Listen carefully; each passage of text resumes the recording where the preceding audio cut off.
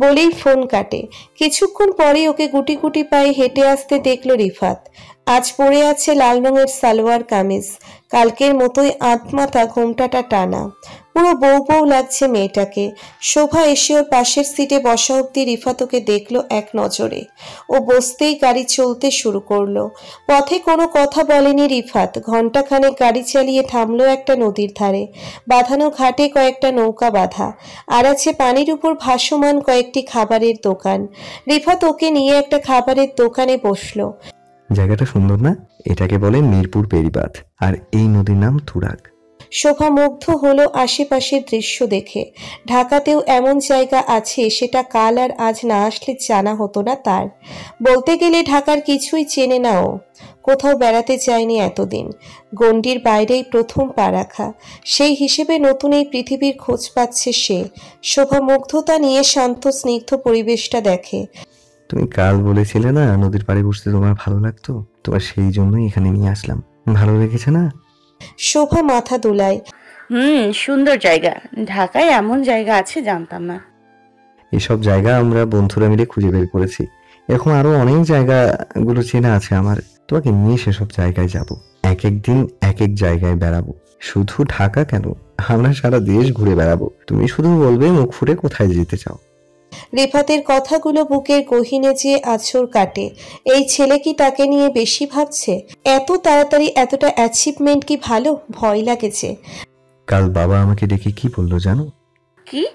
বাবা চায় আমি যেন তার অফিসে বসি, কিন্তু ওরকম ধরা বাঁধা কাজ আমার ভালো লাগে না। কন্টেন্ট বানাই, ভিডিও বানাই, ওসবই ভালো লাগে। যা ভালো তাই করুন। তাছাড়া আপনার কন্টেন্ট বেশ ভালো, অল্প বয়সী ছেলে মেয়েদের জন্য উপকারী। রিফাত বিস্মিত হয়ে শোভাকে দেখলো। তুমি আমার ভিডিও দেখো? দেখি। দেখবো না কেন? অনেক আগে থেকে ফলো করি আপনাকে। রিয়েলি? আমার বিশ্বাস হচ্ছে না। রিফাত সত্যিকার অর্থেই হতবাক। তার মানে প্রথম দিন শুরুতেই তুমি আমাকে চিনে ফেলেছিলে, অথচ প্রিটেন্ড করেছো চিনোনি। শোভা হেসে দিল। রিফাত চেঁচিয়ে উঠল। ও মাই গড, তুমি তো দেখছি সেই চতুর। আমি উল্টো তোমাকে বোকামি ভেবেছি। আচ্ছা, সেদিনের ঘটনা বলো তো, ওরকম ভাবে কেন এসেছিল অনুষ্ঠানে? বাবা কোনো কারণে রাগ হয়ে বাসা থেকে বের করে দিয়েছিলেন। কোথায় যাব ওই সময়? কানি যাব দেখে সাথে করে নিয়ে গেছিলেন। ওখানেই যেয়ে বুঝলাম ভুল করে ফেলেছি। অমন পোশাকে ওখানে যে উল্টো আরো ঝামেলা হয়েছে। সবাই ঘুরে ঘুরে আমাকে দেখছে। কি বাজে অবস্থা। আর হোস্টেলের সামনে নেমে যাওয়াটা, ওটা কি ছিল? শোভার মুখে দুষ্টু হাসি। আপনি যেমন নাছোড়বান্দার মতো পেছনে পড়েছিলেন না, না নেমে উপায় ছিল? কোনোভাবে বাবা আপনাকে দেখলে আমার কি হতো তাই বলুন। চিরতরে ঘর থেকে বের করে দিত না? রিফাত হো হো করে হাসলো। তুমি পিচ্ছি হলেও মাথায় বুদ্ধি রাখো বেশ। আমি তো পরের দিন হোস্টেলে গিয়ে বোকা বনে গেছি। হোস্টেলের দারোয়ানকে তোমার কথা বললাম, সে আর চিনবে না, বলে এই নামে কেউ থাকে না। আমি তো কিছুতেই বিশ্বাস করি না। পরে এন্ট্রির খাতা দেখে শিওর হলাম তুমি আমাকে বোকা বানিয়েছো। এর আগে এমন ঘটনা আর ঘটেনি আমার সাথে। প্রচুর বিস্মিত হয়েছিলাম। শোভা মিটমিটিয়ে হাসছে। রিফাত জানতে চাইল, একটা জিনিস বলো তো, নামটা মিথ্যে বললে কি করে? ওটা কি তখনই মাথায় এসেছিল? একদম যে মিথ্যা তা নয়। দাদি আমাকে মেঘা বলে ডাকতো। গায়ের রং একটু ময়লা তো তাই। রিফাত কিছুক্ষণ শোভার মুখের দিকে তাকিয়ে রইল। তারপর ক্ষীণ কণ্ঠে বলল, আমার কিন্তু নামটা পছন্দ হয়েছিল। কেমন রোমান্টিক একটা ভাব আছে নামের মধ্যে। তাছাড়া তোমার সাথে এই নামটাই যায়, অভিজাত্য আছে নামটায়। তুমি যদি কিছু মনে না করো, তাহলে তোমাকে আমি ওই নামটাই রাখতে চাই। শোভা মনে মনে চমকে উঠল। একটা মানুষের সাথে ভাবনায় এতটা মিল কিভাবে সম্ভব? মেঘা নামটা তার নিজেরও বেশ পছন্দ। সে নিজেও নামটা নিয়ে ঠিক এমনটাই ভাবত। আজ রিফাতের মুখে এরকম ব্যাখ্যা শুনে অবাক লাগছে। ডাকতে পারেন। Thank you. গল্পে গল্পে ওরা টের পেল না সূর্য কখন অস্ত গেল। মশার কামড় খেয়ে হোশ এলো। দুজনেই হাসতে হাসতে গাড়িতে উঠল। ফিরতে হবে এখন। গতদিনের তুলনায় শোভা আজ অনেক সহজ। মুখের কোণে হাসি এসেছে। রিফাতের ভালো লাগে।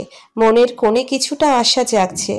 ভবিষ্যতে তার হয়তো পারফেক্ট জোড়া হতে পারবে। তবুও একটা কিন্তু থেকে যায়। বন্ধুদের কেউ কেউ শোভাকে চিনবে, ওকে নিয়ে গসিপ করবে।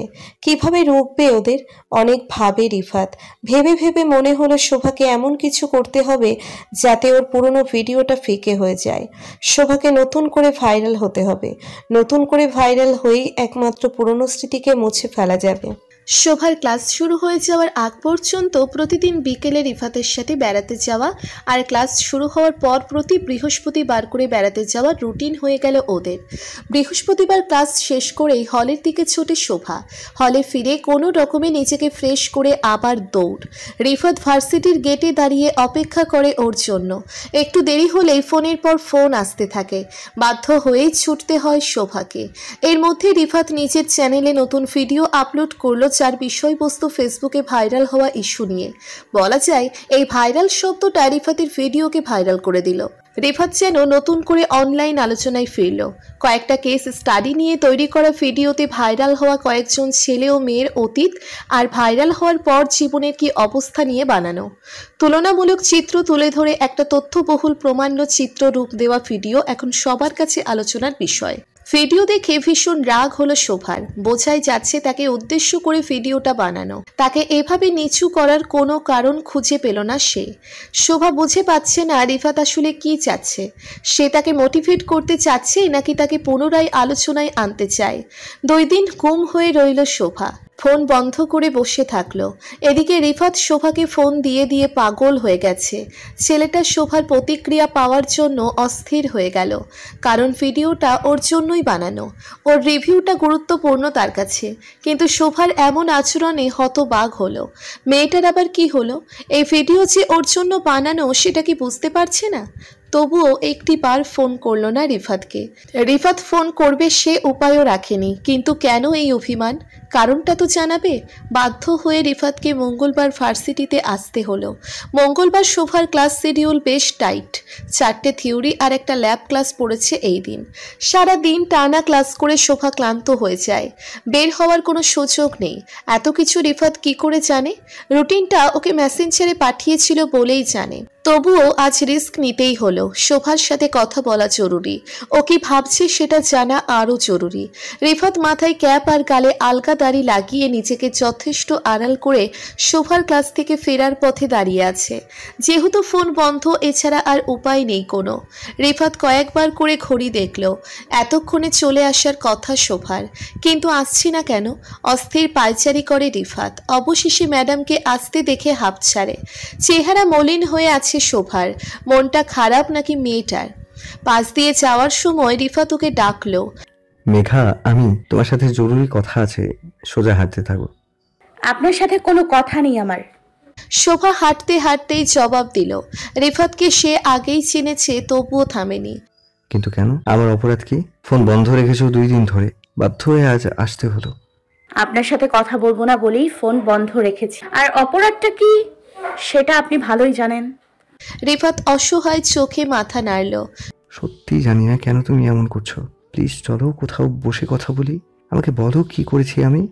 বললাম না আপনার সাথে কথা নেই, চলে যান আপনি। শোভার রাগী কণ্ঠে কথাগুলো বলে আর দাঁড়ায় না। রিফাত দৌড়ে ওকে ধরল। আচ্ছা বুঝেছি, ভালো মতো বললে তুমি আসবে না। এখন আমি চেঁচাবো, সিন ক্রিয়েট করব। সবাই জানতে চাইলে বলবো তুমি আমাকে কষ্ট দিচ্ছ। ভালো হবে? শোভা দাঁড়িয়ে গেল।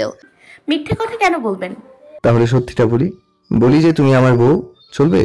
শোভার গাল রক্তিম হলো, চোখ দুটো লাল, দাঁতে ঠোঁট চেপে রাগ সামলালো। কথায় কথায় ব্ল্যাকমেল করা মোটেও ভালো ব্যাপার না। আমি তো করতে চাই না, তুমি বাধ্য করছো। আপনি সামনে এগোন, আমি আসছি। তুমি সামনে আমি পেছনে, পালিয়ে যে যাবে না তার গ্যারেন্টি কি? রিফাতের বলার ধরনে হাসি পেলেও হাসল না শোভা। উল্টে গম্ভীর দৃষ্টি হেনে সামনে এগিয়ে গেল। রিফাত মুচকি হেসে শোভার পিছু নিল। রিফাত এবার ওকে একটা চাইনিজ রেস্টুরেন্টে নিয়ে এলো। এক গাদা খাবার অর্ডার করে বসলো। শোভা বাধা দিল। এত খাবার কার জন্য? তুমি দুপুরে খাওনি, খিদে পেয়েছে না? আমি এখন খাবো না, আপনার কথা শেষ করুন, আমি হলে ফিরবো। রিফাত করুণ নয়নে তাকালো। আমিও খাইনি দুপুরে, ভাবলাম তোমার কাছেই আসবো, যেহেতু একসাথেই খাবো। শোভা কড়া কথা বলতে গিয়ে থামে। খাবার নিয়ে কাউকে কিছু বলা শোভন না। রিফাত ডাকলো ওকে। এবার বলো। মেঘার মনে মেঘ জমার কারণ কি? মেঘের গর্জন শোনাও দেখি। যেরকম শান্ত পরিবেশ তৈরি করেছ মনে হচ্ছে 10 নম্বর বিপদ সংকেত, যে কোনো সময় ঝড় শুরু হবে। শোভা অন্যদিকে তাকালো, মনে মনে বলল, ন্যাকা কিছু বোঝে না, আবার ঢং করে সাহিত্য কপচানো হচ্ছে, অন্যায় করে সাধু সাজা হচ্ছে। শোভা চুপ থাকা দেখে অস্থির হলো রিফাত। কি হলো? কোনো গুরুম গুরুম আওয়াজ নেই কেন? আর কতক্ষণ মেঘ জমিয়ে রাখবে? এবার না হয় বর্ষণ হোক। রিফাতের কথার তালে অভিমান ফিকে হয়ে যাচ্ছে শোভার। সে তাড়াতাড়ি প্রশ্ন ছুড়ে দিল, নতুন ভিডিওতে কি বলেছেন এসব? কি বলেছি? তোমার ভালো লাগেনি? শোভা মাথা নাড়ল। ইনিয়ে বিনিয়ে আমার কথাই তো বলতে চেয়েছেন, তাই না? কেন এমন কাজ করলেন? রিফাত একই সাথে বিরক্ত ও হতাশ হলো। হতবাক চাহনি দিয়ে শোভার দিকে তাকালো। তোমার খারাপ লাগার মতো কন্টেন্ট তো বানাইনি মেঘা। আমি উল্টো ভেবেছি তোমার ভালো লাগবে। তোমার ফোনের আশায় বলেছিলাম, অথচ ভিডিও আপলোড করার পর তুমি ফোন বন্ধ করে বসে রইলে। আশ্চর্য কথা বলছেন। আপনি আমাকে ছোট করে কথা বললে আমি খুশি হব? আপনাকে ফোন করে কংগ্রাচুলেশনস জানাবো? এতটাই ফেল না আমি? আমি তোমাকে ছোট করে কথা বলেছি? কেন এমন মনে হলো বলো তো? রিফাত এবার অবাক।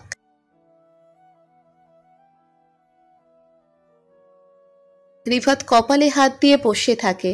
ও কি বলেছে আর এই মেয়ে কি বুঝেছে? বোকা মেয়েটা ভুল বুঝেছে তাকে। এখন এই বোকা পাখিটাকে কিভাবে বোঝাবে যা বলেছে সেটা অবস্থার পরিপ্রেক্ষিতে? কি হলো, কথা বলছেন না কেন? ভাবছি কি বলবো, কিভাবে বললে তুমি বুঝবে। আচ্ছা, কথাগুলো যখন বলেছি তার আগে বা পরে কি তোমার নাম নিয়েছি বা তোমায় কিছু বলেছি? শোভা আবারও মাথা নাড়ে। তাহলে কেন মনে হলো কথাগুলো তোমাকে উদ্দেশ্য করে বলা? মোট 10 জনের উপর জরিপ করেছিলাম আমি। তার মধ্যে 7 জন কোনো রকমে পড়ালেখা করে। তারা টিকটক করে, ইউটিউবে ভিডিও বানায়, শর্টস বানায়। অনেক সময় সেগুলোর মধ্যে এমন কিছু দেখায় যেগুলো দেখানো উচিত না। আমি যা বলেছি তাদের উদ্দেশ্যে বলেছি। তোমার অতীতে কি হয়েছে সেটা তো আমি এখনো ক্লিয়ারলি জানি না। তোমাকে নিয়ে কেন কিছু বলবো? কেন জাজ করবো তোমাকে? শোভা মুখ নিচু করে রইল। ক্রমাগত ঠোঁট কামড়ে যাচ্ছে সে। রিফাত যা বলছে তা কি সত্যি? সে সত্যি ভুল বুঝেছে রিফাতকে? শুরু থেকে এখন পর্যন্ত একবারও তোমাকে এসব নিয়ে কিছু বলেছি না। তবে এই কয়দিন আমাকে দেখে কি মনে হয়েছে? তোমাকে হার্ট করতে পারি আমি? ছোট্ট করে জবাব দিল শোভা। রিফাত হাসল। এতটুকু বিশ্বাস করবে তো আমাকে? শোভা মাথা দোলায়। তাহলে খামোখা ভুল বুঝো না আমাকে। আমি কখনো কোনোভাবেই চাইবো না তুমি অন্যের কাছে ছোট হও। এই কারণে নয় যে তুমি আমার উঠবি, বরং এই কারণে যে তুমি একজন মেয়ে, একজন ভবিষ্যৎ স্বপ্ন স্রষ্টা। আমি বিশ্বাস করি অতীতে যেটা হয়েছিল সেটা একটা ভুল। তুমি এই ভুল থেকে সরে এসে ভালো রেজাল্ট করে ভালো জায়গায় ভর্তি হয়ে নিজেকে প্রমাণ করেছো, আর এজন্য তুমি আমার চোখে বিশেষভাবে সম্মানিত। বুঝেছো বোকা মেয়ে? শোভা কিছু না বলে রিফাতের দিকে তাকালো। ওর কথাগুলো ভালো লাগছিল। এভাবে কেউ কখনো বলেনি তাকে। এই রকম ভরসা কেউ করেনি। 2 দিন উল্টো পাল্টা ভেবে যেমন অশান্তি লাগছিল, আজ রিফাতের কথা শুনে মনের মধ্যে ভীষণ শান্তি শান্তি লাগছে শোভার। এখন কি খাবার খাবেন ম্যাডাম? এই অভাগার পেটে কিছু দানা পানি ফেলার সুযোগটা দিন প্লিজ। শোভা কথা না বলে চুপচাপ প্লেটে রাইস তুলে রিফাতের দিকে এগিয়ে দিল। নিজেও নিয়ে খাওয়া শুরু করলো। এই বৃহস্পতিবার না আসলে কি তোমার মন খারাপ হবে? শোভার খাওয়া থেমে যায়। বৃহস্পতিবারের রুটিন একটা অভ্যেস হয়ে গেছে শোভার। রিফাত না এলে কেমন লাগবে বুঝতে পারছে না এখন। সে জানতে চাইল, কোনো কাজ আছে? কাজ থাকলে আসার দরকার নেই। হ্যাঁ, কাজ আছে। আসলে আমরা বন্ধুরা বৃহস্পতিবার করে একত্রে আড্ডা দিই। গত 3 সপ্তাহে যাইনি বলে ওরা খুব করে ধরেছে। অন্য কিছু সন্দেহ করছে। কি সন্দেহ করছে? ওরা বলছে আমি কারো প্রেমে পড়েছি, তাই ওদের আড্ডায় যাচ্ছি না। প্রেমে পড়ার কথা শুনে শোভার গালের উত্তাপ বাড়ে। সে মাথা নিচু করে খাবারে মন দিল। তো নিয়ম করে এখানে না আসলেই হয়, বন্ধুদের সাথে থাকলেই তো হয়। কিন্তু আমার যে এখানে আসতেই ভালো লাগে। শোভা চামচ নাড়াচাড়া করছিল। রিফাতের কথাই ওর হাত থেমে যায়। রিফাতের গলার স্বরে কিছু ছিল, সেটা কাটিয়ে পরক্ষণেই স্বাভাবিক গলায় বলল, কিন্তু এবার যেতেই হবে, তা না হলে ওরা আমাকে আস্ত রাখবে না। তো জান না, কে মানা করেছে? আমিও আপনাকে বলতে চাইছিলাম বেরোবো না, আমার এক্সাম আছে, শনিবারে পড়তে হবে। তাহলে তো ভালোই হলো, তুমিও পড়তে পারলে, আমিও ওদের সময় দিলাম। তাহলে ওই কথাই রইলো, এই বৃহস্পতিবার আসছি না। বলেছেন তো একবার, বারবার বলার কি আছে? বরং এই বৃহস্পতিবার কেন, কোনো বৃহস্পতিবারই আসতে হবে না। আমি তাহলে মন দিয়ে পড়তে পারবো, ঘুরতে যাওয়ার চিন্তায় পড়া হয় না। শোভার হঠাৎ মেজাজ ছুটে গেল, গড়গড়িয়ে কথা বলে রাগ উগলে দিল। ওদিকে রিফাত মিটমিটিয়ে হাসছে ওর দিকে তাকিয়ে। রাগের মাথায় কি বলে দিল মেয়েটা। বৃহস্পতিবার ক্লাস শেষ হলে ফিরে বিছানায় গড়াচ্ছিল শোভা। কিছু ভালো লাগছিল না, কেমন ফাঁকা ফাঁকা লাগে। নিজের অজান্তেই নজর চলে যাচ্ছে ফোনের উপর। অন্যদিন হলে এতক্ষণে কতবার ফোন চলে আসতো, আর আজ একবারও ফোনটা বাজলো না। শোভা ফোন উল্টো করে বালিশে উপর হয়ে শুয়ে পড়ল। ঘুমানো দরকার, অথচ ঘুম আসছে না। আজব তো,